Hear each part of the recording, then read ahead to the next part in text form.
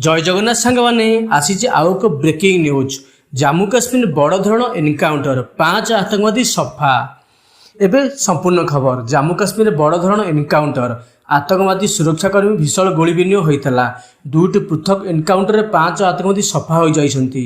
बारामूलार 3 जन और कठुआर 2 आतंकवादी निहत होइछन्ति। गत राति आरंभ होता सर्च ऑपरेशन। आतंकवादी लुचि रही ठोस सूचना पाइबा पर मिलित सर्च ऑपरेशन आरंभ करते जम्मू काश्मीर पुलिस और सेना।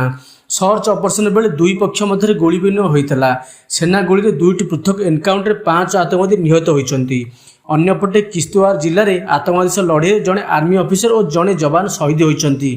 आर्मी ऑफिसर जेसीओ नायब सुबेदार विपिन कुमार और सिपाही अरविंद सिंह शहीद होइछन्ति। अन्य 2 जन जवान आहत होइछन्ति। एबे भी ऑपरेशन जारी रही। अन्यपटे आतंकवादी ठारू विपुल अस्त्रशस्त्र जबत करा जायछि। वर्तमान ब्रेकिंग खबर को ये समाप्त करुच्ची। जय जगन्नाथ, धन्यवाद।